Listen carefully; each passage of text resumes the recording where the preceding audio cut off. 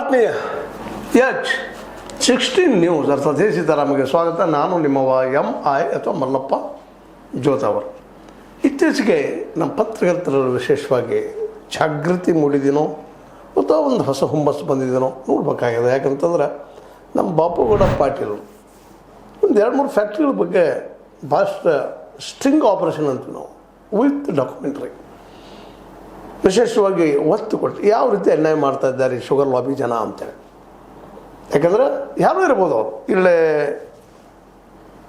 ಈ ಒಂದು sugar lobby ಮಾಡುವಂಥ ರಾಜಕೀಯ ಜನ ಭೂಮಿಯನ್ನು ತೆಗೆದುಕೊಳ್ಳೋದು ಹಿಡ್ಕೊಂಡು ರೈತರ ಕಬ್ಬಿನ ಬೆಲೆ ಕೊಡುವವರೆಗೇನು ಅನ್ಯಾಯಗಳ ಮೇಲೆ ಅನ್ಯಾಯ ಮಾಡ್ತಾ ಇರ್ತಾರೆ. ಅದೇ ಕಾಲಕ್ಕೆ ನಿಸರ್ಗದ ಮೇಲೆ ಸಹಿತ ಇವ್ರನ್ನ ದಾಳಿ ಆಗ್ತಾಯಿದೆ. ಶುಗರ್ ಫ್ಯಾಕ್ಟ್ರಿ ಇರ್ಬೋದು, ಯಾವುದೇ ಇಂಡಸ್ಟ್ರಿ, ಈಗಂತ ಶುಗರ್ ಫ್ಯಾಕ್ಟ್ರಿ ಬಗ್ಗೆ ಕರ್ನಾಟಕದಲ್ಲೇ ವಿಶೇಷವಾಗಿ ಇವರೆಲ್ಲರೂ ರೈತರಿಗೆ ಒಳ್ಳೇದು ಮಾಡ್ತಾರೆ, ಒಳ್ಳೆ ರೇಟ್ ಕೊಡ್ತಾರೆ ಮತ್ತು ಅನೇಕರು ಉದ್ಯೋಗ ಕೊಡ್ತಾರೆ ಅಂತ ನಾವೆಲ್ಲ ಭಾವಿಸ್ತಾ ಇರ್ತೀವಿ. ಆದರೆ ಇದನ್ನು ಕಟ್ಟು ಮುಂದೆ ಏನೇನು ಮಾಡ್ತಾರೆ ಅನ್ನೋದಕ್ಕೆ ಒಂದು 2-3 ಎಕ್ಸಾಂಪಲ್ಗಳನ್ನು ನಮ್ಮ ಬಾಪುಗೌಡರು ಹೊರತೆಗೆದ್ರು. ಅದರಲ್ಲೂ ಮುಖ್ಯವಾಗಿ ಒಂದು ಹುಣಸಾಳ ಫ್ಯಾಕ್ಟ್ರಿ ಇರ್ಬೋದು, ಅದೊಂದಲ್ಲ ಹೆಚ್ಚು ಕಡಿಮೆ ಎಲ್ಲ ಫ್ಯಾಕ್ಟ್ರಿಗಳು ಅದು ತಮ್ಮ ಹೊಲಸನ್ನು ತಮ್ಮಲ್ಲಿ ತಯಾರಾದಂಥ ಏನು ಮಳ್ಳಿ ಇರ್ತದೆ ಮತ್ತೇನು ಇರ್ತದೆ ಮಾರ್ಕೊಳ್ತಾರೆ. ಆಮದು ಬೇರೆ ಆದರೂ ಕೆಲವೊಂದು ಅದರಲ್ಲಿ ಉಳಿದಂಥ ತ್ಯಾಜ್ಯ ವಸ್ತುಗಳನ್ನು ನಿಸರ್ಗದಲ್ಲಿ ಬಿಡುವಂಥದ್ದು ಅದನ್ನೆಲ್ಲ ಈ ಹಿಂದಿನ ಎಪಿಸೋಡಲ್ಲೂ ಮಾತಾಡಿದ್ವಿ, ಈಗೂ ಮಾತಾಡ್ತಿದ್ವಿ. ಅದ್ರ ಜೊತೆಗೆ ಈ ಶುಗರ್ ಫ್ಯಾಕ್ಟ್ರಿಗಳಿಗೆ ಏನು ಜಮೀನು ತೊಗೊಳ್ತಾರಲ್ಲ, ಜಮೀನು ಸಹಿತ ಏನಪ್ಪ ಅಂದ್ರೆ ಗದ್ದಲ ಅಂಥದ್ದು ಸೌಭಾಗ್ಯ ಲಕ್ಷ್ಮಿ ಫ್ಯಾಕ್ಟ್ರಿ ಮೇಲೆ ಅವರು 2302 ಎಕರೆ ಸಮಥಿಂಗ್ ಅನ್ನೋದು ಮತ್ತು ಗುಂಟೆಗೆ ಅವರು ಅಷ್ಟು ಭೂಮಿಯನ್ನು ಅವರು ಖರೀದಿ ಮಾಡಲಿ ತಪ್ಪಿಲ್ಲ, ಲೀಗಲಾಗಿ ಅವ್ರು ಏನು ಮಾಡಿದರು ತಕರಾರಿಲ್ಲ. ಆದರೆ ಅಷ್ಟು ದೊಡ್ಡ ಭೂಮಿಯನ್ನು ಇಂಡಸ್ಟ್ರಿಯಲ್ ಏನೇ ತಹಶೀಲ್ದಾರಿಂದ ಮಾಡಿ ತೆಗೆದುಕೊಂಡಾರ ಮತ್ತು ಅದನ್ನು ಲೋನ್ ತೆಗೆದುಕೊಂಡಿದ್ದಾರೆ. ಮತ್ತು ತೊಗೊಂಡು ಆ ಫ್ಯಾಕ್ಟ್ರಿ ಕಟ್ಟೆ ಈಗ ಫ್ಯಾಕ್ಟ್ರಿ ಲಾಸ್ದಲ್ಲಿ ಅದ. ಈಗ ಇನ್ನೊಂದು ಫ್ಯಾಕ್ಟ್ರಿ ಅದು ಇನ್ನೊಬ್ಬರಿಗೆ ಮತ್ತೆ ಅದನ್ನು ಕೊಟ್ಟು ಬಿಟ್ಟಿದ್ದಾರೆ. ಅಂದ್ರೆ ಈ ಎಲ್ಲ ಘಟನೆಗಳನ್ನು ಗಮನಿಸಿದಾಗ ಈ ಫ್ಯಾಕ್ಟ್ರಿಗಳಿಂದ ಲಾಭಕ್ಕಿಂತಲೂ ಹಾನಿನ ಹೆಚ್ಚು ಅಂತ ಅನ್ನಿಸ್ಲಿಕ್ಕತ್ತದ ರೀ. ಒಂದದ್ದು ಭೂಮಿ ಎಲ್ಲಿಂದ ತೊಗೊಂಡ್ರು ಏನು ತೊಗೊಂಡ್ರು ಅದಕ್ಕೆಲ್ಲ ಸಂಬಂಧಿಸಿದ ಡಾಕ್ಯುಮೆಂಟ್ಸ್ಗಳನ್ನ ಬಾಪುಗೌಡರು ತೆಗೆದುಕೊಂಡಿದ್ದಾರೆ. ಅವ್ರ ಹತ್ತಿರ ಈಗಾಗಲೇ ಅದನ್ನು ತೋರಿಸಿಬಿಟ್ಟಿದ್ದಾರೆ. ಅದಕ್ಕಿಂತ ಹೆಚ್ಚಿಗೆ ಏನೇ 2000 ಎಕರೆ ಇರಲಿ ಅದು ತಹಶೀಲ್ದಾರ್ ಗದನ. ಇದು ಇವತ್ತು ಮೂಡಿದ ದೊಡ್ಡ ಪ್ರಶ್ನೆ ಆಗಿಬಿಟ್ಟದ. ಅದೇ ಕಾಲಕ್ಕೆ ಈ ಫ್ಯಾಕ್ಟ್ರಿಗಳು ತಮ್ಮ ಹೊಲಸನ್ನು ಬಿಡುವಂಥದ್ದು ತ್ಯಾಜ್ಯವನ್ನು ಬಿಡುವುದರಿಂದಾಗಿ ಸುತ್ತಮುತ್ತಲ ವಾತಾವರಣ ಯಾವ ರೀತಿಯಾಗಿ ಕೆಡ್ತಾ ಇದೆ ಅನ್ನೋದು ಸಹಿತ ಇವತ್ತು ನಾವು ಗಮನಿಸಬೇಕಾಗಿದೆ. ಇದರಿಂದಾಗೆ ರೈತರಿಗೆ ಎಂತೇನು ಲಾಭ ಇಲ್ಲ. ಏನು ಕಬ್ಬು ಹೋಗ್ತದೆ ಅನ್ನೋದನ್ನು ಬಿಟ್ಟರೆ ಮತ್ತೇನೂ ಇಲ್ಲ. ಯಾಕಂದ್ರೆ ಕಬ್ಬಿಗೆ 1 ಟನ್ ಬೆಳೆಯೋದಕ್ಕೆ ಮೇಲೆ ಹೇಳ್ತಾನೆ ಇರ್ತೀನಿ ಇವತ್ತು ನಿಮಗೆ ಕಡಿಮೆ 4,000-5,000 ತನಕ ಖರ್ಚು ಬರ್ತದೆ. 1 ಎಕರೆಗೆ ಕಡಿಮೆ 1 ಲಕ್ಷ ತನಕ ಖರ್ಚು ಬರ್ತದೆ ಅಂತ ಇವತ್ತಿನ ಒಂದು ಅಂದಾಜು ಇವ್ರು ಕೊಡ್ತಾರೆ. ಎಷ್ಟಪ್ಪ 1 ಟನ್ನಿಗೆ 3,300 ರೂಪಾಯಿ ಕೊಡ್ತಾರೆ. ರೈತಗೂ ಲಾಭ ಇಲ್ಲ ಇದು. ಮತ್ತು ಶುಗರ್ ತೊಗೊಂಡು ಉಪಯೋಗ ಮಾಡೋರಿಗೆ ಚಹಾ ಕುಡಿಯೋದು ನಮ್ಮಂಥವ್ರಿಗೆ ಶುಗರ ಮೇಲೆ ಮಳ್ಳಿಂದ ಸಾರಾಯಿ ಎಥನಾಲ ನಮ್ಮ ಏನಪ್ಪ ಉಳಿದ ಬೆಳೆಗಳು ಬೆಳಿಲಾರ್ದಂಗೆ ಆಕ್ಸಿಜನ್ ಸಹಿತ ಇಫೆಕ್ಟ್ ಆಗ್ತದೆ ಎಥನಾಲ್ದಿಂದ ಅನ್ನೋಂಥ ಮಾತುಗಳಿದ್ದಾವೆ. ಅಂದ್ರೆ ಎಲ್ಲ ದೃಷ್ಟಿಯಿಂದ ಸಾರಾಯಿ ದೃಷ್ಟಿಯಿಂದ ಆಗಿರ್ಬೋದು, ಸಕ್ಕರೆ ತಯಾರು ಮಾಡಿದಿಂದ ಆಗಿರ್ಬೋದು, ಎಥನಾಲ್ನಿಂದ ಆಗಿರ್ಬೋದು, ಆ ಓನರ್ಗೆ ಲಾಭ ಆಗಿರ್ತದೆ ವಿನಃ ಇಲ್ಲಿ ಅಲ್ಲಿ ದುಡಿಯುವಂಥವ್ರಿಗೆ ಆಗಿರ್ಬೋದು ಅಥವಾ ರೈತರಿಗೆ ಆಗಿರ್ಬೋದು ಯಾವ ಲಾಭ ಆಗ್ತದೆ ಎಂಥ ಲಾಭ ಆಗ್ತದೆ ಅನ್ನೋದನ್ನು ವಿಚಾರ ಮಾಡಬೇಕಾಗಿದೆ ಇವತ್ತು ನಾವು. ಈ ಸಂದರ್ಭದಲ್ಲಿ ಈ ಎಲ್ಲ ದಿಶೆಯಲ್ಲಿ ನಮ್ಮ ಸರ್ಕಾರ ಭಾಳ ಎಚ್ಚರಿಕೆಯಿಂದ ಪ್ರತಿಯೊಂದು ಫ್ಯಾಕ್ಟ್ರಿ ಇವತ್ತು ಇವ್ರದಷ್ಟು ನಮ್ಮ ಕಣ್ಣು ಮುಂದೆ ಕಂಡದ. ಅದೇ ಕಾಲಕ್ಕೆ ಅವ್ರಿಗೆ ಲೋನ್ ಕೊಡುವಂಥ ನಮ್ಮ DCC ಬ್ಯಾಂಕ್ಗಳಂತ ಸಹಿತ ವಿಚಾರ ಮಾಡಬೇಕಾಗಿದೆ. ಯಾವ ಆಧಾರ ಮೇಲೆ ಕೊಡ್ತಾಯಿದ್ರು ಲೋನು ಅಂತ. ಒಬ್ಬ ರೈತಗೆ 1 ಎಕರೆ ಭೂಮಿ ಕಡಿಮೆ ಅಂದರೂ ಇವತ್ತು 50 ಲಕ್ಷ ರೂಪಾಯಿ ಕಿಮ್ಮತ್ತು ಆಗ್ತದೆ. ನೀವು ಕೊಡ್ತೀರಿ ಎಷ್ಟು 40-50 ಸಾವಿರ. ಆದರೆ ಇವು ಯಾರ್ದೋ ಭೂಮಿ ಯಾರೋ ಪ್ರಭಾವಕ್ಕೊಳಗಾಗಿ ಒಬ್ಬ ತಹಶೀಲ್ದಾರ್ ಔದ್ರಾಮ್ ಅಂತ ಗೋಕಾಕ್ ತಹಶೀಲ್ದಾರರು ಅದ್ರ ಬಗ್ಗೆ ರೆಫರೆನ್ಸ್ ಮಾಡಿದ್ದಾರೆ ಬಾಪುಗೌಡರು. ಔದ್ರಾಮ್ ಅನ್ನೋರಿಗೆ ಯಾರು ಹಕ್ಕು ಕೊಟ್ಟರು 2,000 ಎಕರೆ ಭೂಮಿಯನ್ನು ಏನೇ ಮಾಡೋದಕ್ಕೆ ಇಂಡಸ್ಟ್ರಿ ಏನೇ ಮಾಡೋದಕ್ಕೆ ಇಂಥ ಕೆಲಸ ನಡೀತಾ ಇದ್ದಾವೆ. ಜೊತೆಗೆ ಇವತ್ತು ಹುಣಸಾಳದಾಗಿರ್ಬೋದು ಇನ್ನೊಂದು ಬಂತು ರಿಪೋರ್ಟು ಕೊಪ್ಪಳ ಅಲ್ಲೂ ಜನ ಎಚ್ಚರಗೊಳ್ತಾ ಇದ್ದಾರೆ. ಅಲ್ಲೂ ಪರಿಸರಕ್ಕೆ ಹಾನಿ ಆಗ್ತಾ ಇದರಿಂದ ತಮ್ಮ ತ್ಯಾಜ್ಯನ ಈ ಹೊರಗೆ ಬಿಟ್ಟ ನಮ್ಮ ನದಿಗಳನ್ನು ನಮ್ಮ ನಿಸರ್ಗವನ್ನು ಹಾಳು ಮಾಡ್ತಾ ಇದ್ದಾರೆ. ಅಲ್ಲೂ ಆರೋಪಗಳು ಅಲ್ಲಿ ಜನಾಂದೋಲನ ಶುರುವಾಗಿಬಿಟ್ಟಿದ್ದಾವೆ. ಅಂದ್ರೆ ಈ ಶುಗರ್ ಫ್ಯಾಕ್ಟ್ರಿಗಳು ನಮಗೆ ಬೇಕಾ ಅನ್ನೋಂಥ ಇವತ್ತು ದೊಡ್ಡ ಪ್ರಶ್ನೆ ಮುಂದೆ ಬಂದಿಲ್ಲಕತ್ತದ್ರಿ. ನಮ್ಮ ಪ್ರತಿಯೊಂದು ಹಳ್ಳಿಗಳು ಇದ್ದವು ಅಲ್ರಿ ಆಲಿಮಣ್ಣಿಂದ ನಮ್ಮ ಬೆಲ್ಲ ಸಿಗ್ತಿತ್ತು, ನಿಸರ್ಗಕ್ಕೆ ಇಫೆಕ್ಟ್ ಆಗ್ತಾ ಇರಲಿಲ್ಲ, ಜನನೂ ಬದುಕ್ತಾಯಿದ್ರು, ಚೆನ್ನಾಗಿ ಬದುಕು ಮಾಡ್ತಾಯಿದ್ರು.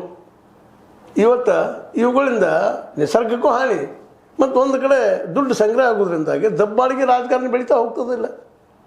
ಹೌದು, ಸಿಕ್ಕಾಪಟ್ಟೆ ದುಡ್ಡು ಬಂದಾಗ ಪಾಪ ಅವ್ನಿಗೆ ಏನು ಮಾಡಿದ್ರಿ? ಇವತ್ತು ಯಾರು ರಾಜಕಾರಣಿ ಅವರು ಅವ್ರಿಗೆ ರಾಜ ಆಗಿಬಿಡ್ತಾರೆ. ಅವ್ರು ಹೇಳಿದ್ದೆ ಫೈನಲ್ ಅಪ್ಪ ಅನ್ನುವಂಥದ್ದಾಗಿ ಹೋಗ್ಬಿಡ್ತದೆ. ಹೀಗಾಗಿ ಸಾಮಾಜಿಕವಾಗಿಯೂ ದೊಡ್ಡ ಹೊಡೆತ, ಅದೇ ಕಾಲಕ್ಕೆ ಈ ಸಾರಾಯಿ ಉತ್ಪನ್ನದಲ್ಲಿ ಜನಾಂಗದ ಮೇಲೆ ಹೊಡೆತ, ಅದರ ತ್ಯಾಜ್ಯದಿಂದ ನಿಸರ್ಗ ಮೇಲೆ ಹೊಡೆತ, ನದಿ, ಹಳ್ಳ, ಕೊಳ್ಳ ಇವೆಲ್ಲವೂ ಹೊಡೆತ, ಭೂಮಿ ಮೇಲೆ ಹೊಡೆತ, ಆಹಾರ ಧಾನ್ಯಗಳ ಮೇಲೆ ಹೊಡೆತ. ಇಷ್ಟೆಲ್ಲ ಮಾಡುವಂತಹ ಈ ಶುಗರ್ ಇಂಡಸ್ಟ್ರಿ ಬೇಕಾ ಅನ್ನೋದು ನೀವು ರೈತರು ಸಹಿತ ವಿಚಾರ ಮಾಡಬೇಕಾಗ್ಯದ. ಯಾಕೆಂತಂದ್ರೆ ರೈತರು ಭಾಳ ಮುಖ್ಯದ ಇವತ್ತು ವಿಚಾರ ಮಾಡುವಂಥದ್ದು. ಯಾಕೆ ಬೇಕ್ರಿ ನಿಮಗೆ ಶುಗರ ಇಂಡಸ್ಟ್ರಿ? ನಿಮಗೇನು ಲಾಭದ? ಒಂದು 4 ದನ ಸಾಕೋದು, ಕಟ್ ಮೇವು ಸಿಗ್ತದೆ, ವರ್ಷದಲ್ಲಿ ಡೂ ಕೊಡುವಂಥದ್ದು, ಭೂಮಿ ಹಾಳಾಗಿ ಹೋಗ್ತದೆ, ಸರಿಯಾಗಿ ಆಗ್ತದೆ, ಲಾಭವೂ ಇಲ್ಲ. ಸಿಕ್ಕಾಪಟ್ಟೆ ದುಡಿದು ಕಡಿಮೆ ತೋಳೋದು ಯಾಕೆ ಬೇಕಪ್ಪ ಇದೆಲ್ಲ? ಅದರ ಬದಲಾಗಿ ಮತ್ತೊಂದು ಇಂಡಸ್ಟ್ರಿ ಮಾಡ್ಲಿಕ್ಕೆ ಸಾಧ್ಯನ? ಅದು ಗುಡಿ ಕೈಗಾರಿಕೆ ಅಂತೀವಿ, ಸಣ್ಣ ಸಣ್ಣ ಕೈಗಾರಿಕೆ ಪ್ರತಿಯೊಂದು ಹಳ್ಳಿಗಳಲ್ಲಿ ಬೆಲ್ಲ ತಯಾರು ಮಾಡೋದು, ಅರಿವಿನ ಆಗಿರ್ಬೋದು, ಬಟ್ಟೆ ತಯಾರು ಮಾಡೋದಕ್ಕಲ್ಲೇ ನೇಕಾರರಿದ್ದಾರೆ. ಪಾಪ ಅವ್ರು ನೇಕಾರ ಉದ್ಯೋಗದ ಎಷ್ಟೋ ಊರುಗಳು ಇವತ್ತೇನಪ್ಪ ನೇಕಾರಿಕೆ ಊರುಗಳು ದಿವಾಳಿಯಲ್ಲಿ ಹೋಗಿಬಿಟ್ಟಿದ್ದಾವೆ. ಇಂಥ ಪ್ರಸಂಗದಲ್ಲಿ ನಾವು ಮರಳಿ ಚಿಂತನೆ ಮಾಡಬೇಕಾಗಿದೆ. ಈ ದಿಶೆಯಲ್ಲೇ ನಮ್ಮ ಸರ್ಕಾರಗಳು, ನಮ್ಮ ನಾಯಕರು ಸಹಿತ ಇಲ್ಲೆಲ್ಲ ಭ್ರಷ್ಟಾಚಾರಕ್ಕೆ ಹಾಗೆ ಆಗ್ತಾ ಇದೆ. ದೊಡ್ಡ ಲಾಭ ಆಗ್ತದೆ ಅಂದ್ಕೊಳ್ಳೋ ರಾಜಕೀಯ ಮನುಷ್ಯ ಪಾಪ ಅವ್ನು ತಪ್ಪಲ್ಲ. ಇಲ್ಲಿ ಲಾಭದಪ್ಪ ನಮ್ಮ ರಾಜಕೀಯ ಮಾಡೋದು ಸಿಕ್ಕಾಪಟ್ಟೆ ಸಿಗ್ತದೆ ಅಂತ ಕೂಡಲೇ ಇಂಥ ತಪ್ಪುಗಳ ಮೇಲೆ ತಪ್ಪು ಮಾಡ್ತಾ ಹೋಗ್ತಾನೆ. ಮತ್ತು ಅವರು ವಿಶೇಷವಾಗಿ ತಪ್ಪುಗಳಿಗೆ ಶಿಕ್ಷಣ ಇರಲಿಲ್ಲ, ತಪ್ಪಿಗೆ ಹೋಗುವಂಥದ್ದು. ಮತ್ತು ಇದ್ರ ಮೇಲೆ ಡಿ ಸಿ ಸಿ ಬ್ಯಾಂಕ್ ಅಂತ ಲೋನ್ಗಳು, ಅಲ್ಲೂ ಡಿ ಸಿ ಸಿ ಬ್ಯಾಂಕ್ ದುಡ್ಡು ಯಾರದು? ರೈತರ ದುಡ್ಡು, ಡೆಪಾಸಿಟ್ ಅವ್ರ ದುಡ್ಡು. ಆ ದುಡ್ಡನ್ನು ಇಂಥ ಭೂಮಿ ಮೇಲೆ ಈಗ ಹೇಳಿದ್ನಲ್ಲಿ ಇವಾಗ ಈ ಒಂದು ಭೂಮಿ ಮೇಲೆ ಸೌಭಾಗ್ಯ ಲಕ್ಷ್ಮಿ ಭೂಮಿ ಮೇಲೆ ಮತ್ತೆ ಯಾರು ತೊಗೊಂಡಿದ್ದಾರೆ, ಅದ್ರ ಮೇಲೆ ನರಸಿಂಹಲಕ್ಷ್ಮಿ ಅಂತ ಏನೋ ಯಾರೋ ಕಂಪ್ನಿಯವ್ರು ತೊಗೊಂಡಿದ್ದಾರೆ. ಆ ಕಂಪ್ನಿಯವ್ರಿಗೆ ಮತ್ತೆ 80 ಕೋಟಿ ರೂಪಾಯಿ ಸಾಲ ಕೊಟ್ಟಿದ್ದಾರೆ.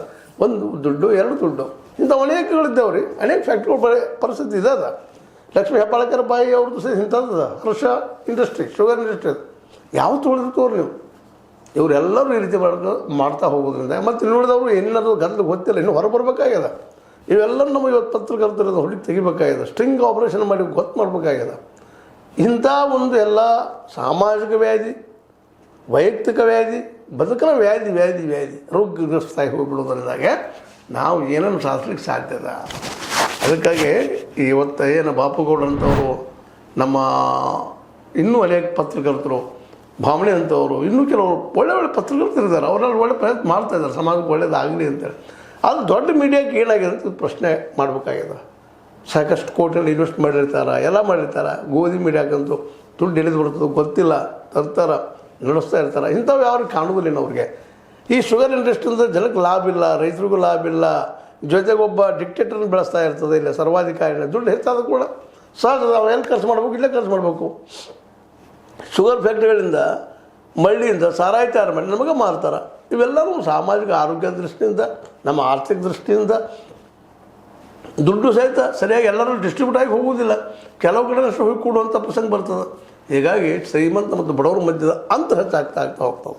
ಈ ದಿಶೆಯಲ್ಲೇ ಇವತ್ತು ನಮ್ಮ ಸಿದ್ದರಾಮಯ್ಯ ಸರ್ಕಾರ ಆಗಿರ್ಬೋದು, ಕಂದಾಯ ಇಲಾಖೆ ಸಹಿತ ಇವತ್ತು ಈ ಏನು ಸೌಭಾಗ್ಯ ನಮ್ಮ ಶುಗರ್ ಇಂಡಸ್ಟ್ರಿ ಅದಲ್ಲ, ಅದನ್ನು ಎನ್ಕ್ವೈರಿ ಮಾಡುವಂಥದ್ದು ಇದು ಭಾಳ ಮುಖ್ಯ. ಒಂದಲ್ಲ, ಎಲ್ಲವೂ ಒಂದೆದ್ದು ಎನ್ಕ್ವೈರಿ ಮಾಡಬೇಕಾಗಿದ್ದು ಭೂಮಿ ಹೇಗೆ ಬಂತು ಏನು, ಮತ್ತು ತಹಸೀಲ್ದಾರಾಗ ಈ ಎನೆ ಮಾಡೋದು, ಸಾವಿರಾರು ಎಕರೆ ಎನೆ ಮಾಡುವಂಥ ಹಕ್ಕನ್ನ ಯಾರು ಕೊಟ್ಟರು. ಜೊತೆಗೆ ಈ ಪರಿಸರ ಮಾಲಿನ್ಯ ಆಗ್ತಾಯಿದೆ ಈ ಇಂಡಸ್ಟ್ರಿಗಳಿಂದ. ಅದನ್ನು ಯಾಕೆ ನಮ್ಮ ತನಿಖೆ ಮಾಡಿಸಿ ಅದು ಎಷ್ಟು ಹಾನಿ ಆಗ್ಯದ, ಮತ್ತು ಅದು ಯಾವ ಪರ್ಫೆಕ್ಟ್ ಫ್ಯಾಕ್ಟ್ರಿಗಳು ಆ ರೀತಿ ಪಾಲಿಸ್ತಾ ಇದ್ದಾವೆ, ಎನ್ವಿರಾನ್ಮೆಂಟಲ್ ರೂಲ್ಸ್ ಆ್ಯಂಡ್ ರೆಗ್ಯುಲೇಷನ್ಸ ಅನ್ನೋದ್ರ ಸಹಿತ ಇವತ್ತು ತನಿಖೆ ಆಗಬೇಕಾಗಿದೆ. 2-3 ದೃಷ್ಟಿ ಇಟ್ಕೊಂಡು ತನಿಖೆ ಆಗಿ ಮತ್ತು ಮ್ಯಾಲೆ ಈ 1 ಟನ್ ಕಬ್ಬಿಗೆ 3,300 ನಿಜವಾಗಿಯೂ ಇದು ವೈಜ್ಞಾನಿಕ ರೇಟನ? ಯಾಕೆಂತಂದ್ರೆ ಯಾರದೋ ಲಾಭಕ್ಕಾಗಿ, ಯಾರದೋ ಒಂದು ಲಾಭಕ್ಕಾಗಿ ಈ ಒಂದು ಅನ್ಯಾಯಗಳ ಸರಣಿ ಮೇಲ್ಮೇಲೆ ಆಗ್ತಾ ಇದ್ದಾವೆ. ಇದಕ್ಕೆ ಎಂಡ್ ಆಗೋದು ಯಾವಾಗ? ಅದಕ್ಕೆ ಇವತ್ತು ಬಾಪುಗೌಡ ಪಾಟೀಲ್ ಅಂತವ್ರು ಮುಂದಾಗ್ತಾ ಇದ್ದಾರೆ. ನಾವು ರೆಡಿ ಆಗ್ತಾ ಇದ್ದೀವಿ, ಇದನ್ನು ತನಿಖೆ ಮಾಡಿಸ್ತೀವಿ ಅಂತೇಳಿ. ಮಾಡಿಸಲಿ, ಅದಕ್ಕೆ ಎಲ್ಲರ ಸಪೋರ್ಟ್ ಇದ್ದೇ ಇರ್ತದೆ. ಪ್ರಾಮಾಣಿಕವಾಗಿ ಯಾರು ಹೋರಾಟಗಾರರು ಇರ್ತಾರೆ ಅವ್ರ ಸಪೋರ್ಟ್ ನಿಶ್ಚಿತ ಅದ. ಜನಸಾಮಾನ್ಯರೇ ಸಪೋರ್ಟು ಅದಕ್ಕೆ ಆಗಬೇಕಾಗಿದೆ. ರೈತರು ಸಹಿತ ಮುನ್ನೆಲೆಗೆ ಬಂದ ಹೋರಾಟಕ್ಕೆ ಒಂದು ಜೊತೆಗೂಡಿದರೆ ಇಂಥ ಅನ್ಯಾಯಗಳಾಗೋದು ನಿಲ್ಲಬಹುದು ಭವಿಷ್ಯದಲ್ಲೇ. ಜೊತೆಗೆ ಡಿ ಸಿ ಸಿ ಬ್ಯಾಂಕ್ನಲ್ಲಿದ್ದಂಥ ಯಾರ್ದೋ ದುಡ್ಡು ಯಾರಿಗೂ ಹೋಗುವಂಥದ್ದಾಗಬಾರ್ದು, ಅದು ಕ್ಲಿಯರಿಸಬೇಕಾಗಿದೆ. ಇದಕ್ಕೆ ಸಂಬಂಧಿಸಿದ ಅಧಿಕಾರಿಗಳು ಇವತ್ತು ಉತ್ತರ ಕೊಡಬೇಕಾಗಿದೆ. ಜೊತೆಗೆ ಹಿಂದಿದ್ದಂಥ ರಾಜಕಾರಣಿಗಳು ಸಹಿತ ಇವತ್ತು ಓಪನ್ ಆಗಿ ಬಂದು ಉತ್ತರ ಕೊಡಬೇಕಾಗಿದೆ. ಯಾಕಂತಂದ್ರೆ ಇದು ಹೇಳಿದ್ದು ಸರಿಯದ, ಇದು ತಪ್ಪದ.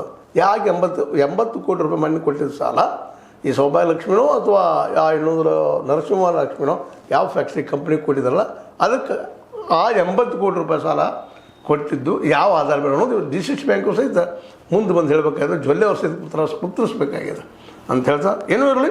ಪಾಪುಗೌಡ ಪಾಟೀಲರ ಈ ಪ್ರಯತ್ನ ನಿಜವಾಗಿಯೂ ಮೆಚ್ಚುವಂಥದ್ದು. ಮಾಡ್ತಾ ಇರೋಂಥ ಪ್ರಯತ್ನಗಳನ್ನು ಜೊತೆಗೆ ಸಮಾಜವನ್ನು ಜಾಗೃತಿಗೊಳಿಸಲಿ ಮತ್ತು ಸಮಾಜದಲ್ಲಿ ಈ ಭ್ರಷ್ಟಾಚಾರ ಅನ್ಯಾಯ ವಿರುದ್ಧ ಹೋರಾಟ ಮಾಡೋದಕ್ಕೆ ಒಂದು ಧ್ವನಿ ಆಗಲಿ ಅಂತ ಹೇಳ್ತಾ, ಇದು ನಿಮ್ಗೆ ಲೈಕ್ ಆಗಿರ್ಬೋದು, ಲೈಕ್ ಮಾಡಿ ಶೇರ್ ಮಾಡಿ, ಕಮೆಂಟ್ ಮಾಡಿ, ಜೊತೆ ಸಬ್ಸ್ಕ್ರೈಬ್ ನಿಲ್ಲಿಸ್ಬೋದು. S16 ನ್ಯೂಸ್ ಅರ್ಥಾತ್ ಹೇ ಸಿದ್ದರಾಮಯ್ಯ ಸತ್ಯದ ಕೈಗನ್ನಡಿ ವಂದನೆಗಳು.